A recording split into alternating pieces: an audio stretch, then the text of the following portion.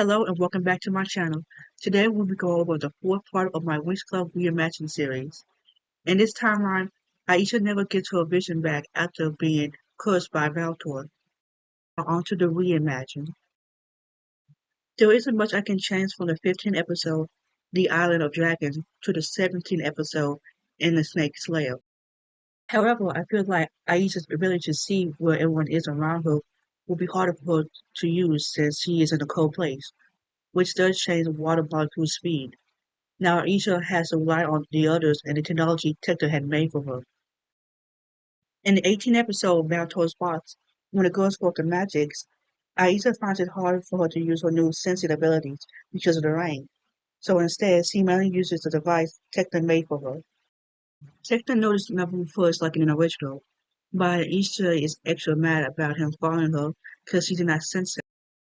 Aisha is so annoyed that she does not notice what she senses from Nabu is the same as what she felt back in the forest from the 11th episode. When she runs away, Aisha thinks about the arranged marriage that her parents put her in.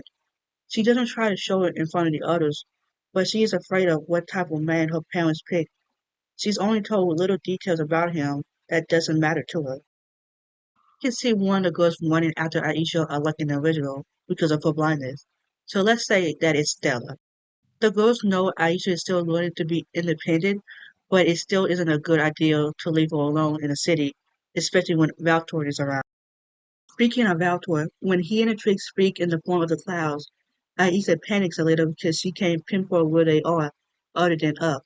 This is another problem that Aisha realized that she has. Crystal goes on as normal, but while Aisha does hate Nabu, whom she only knows as Ophelia at this point, for what happened at the museum, like in the original, she feels like he was trying to protect her because he figured out about her blindness, which she doesn't appreciate. She doesn't know Nabu would have tried to protect her regardless of her blindness. In the 19th episode, at the last moment, I can see the biggest change happening around the hover bike. No one lets Aisha ride a bike alone, even though she was really excited to learn how to ride one. She tries to argue with them, but she knows that they're right, so she rides with Musa for the mission. Aisha knows that stopping Stella's father from getting married is a top priority. In the 21st episode, The Red Tower, things get a little tricky because I had to add a character into a scene.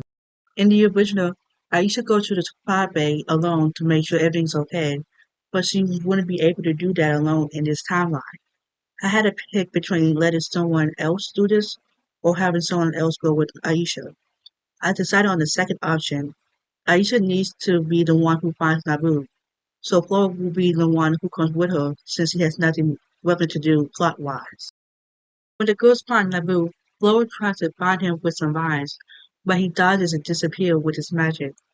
Aisha was able to sense him fine in the original, so with her heightened senses of this timeline, she has an easier time. Instead of grabbing his feet, I can see her doing a hug-style grab, which causes Nabu to make a joke about how she's in love with him. Later, when Aisha accidentally locks herself up with Nabu, I will add I wanted to add to the bonding over the shared interest while looking after a sleeping pair because I think that would be cute. But the rest of the episode will pretty much be the same. In the 22nd episode of Crystal Labyrinth, I was torn between having Aisha take Musa's place in the labyrinth because I personally don't like how the show kept dangling her dead mother in front of her. Still, I decided to keep the episode as. In the 23rd episode, The Wizard Challenge, I feel like Aisha would have noticed that people were watching them at the club but wouldn't know that the girls were watching after Naboo. The episode would still play out the same other than that. Skipping to the last episode, episode 25, A New Beginning, I am not changing anything, but instead adding things that will occur after the episode. It's days after the final battle with Valtor. Aisha visits Galatea with Busa and the Bottom Pixies and Jolly. I want to check up on her and tell her that Valtor has been defeated. While Galatea is happy at the news of Baltor's defeat, it's clear that she's still depressed at the loss of her wing. This is where Jolly comes in, because she is Galatea's pixie partner.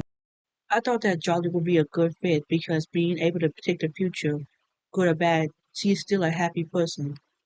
Think of the twins from American Dragon Jake Long as an example, but few. The bond will help Galatea see that while she doesn't have a Winx anymore, she is still a fairy and has her whole life ahead of her. When the group leaves, Yusa worries if Galatea will ever feel better, which Aisha ensures that with time, Galatea will be better than she was before. And that's all I have for now, but I hope you enjoyed it. And I would like to thank the Winx Club podcast for the idea for the series. I'll see you next time when we go over the changes regarding season 4.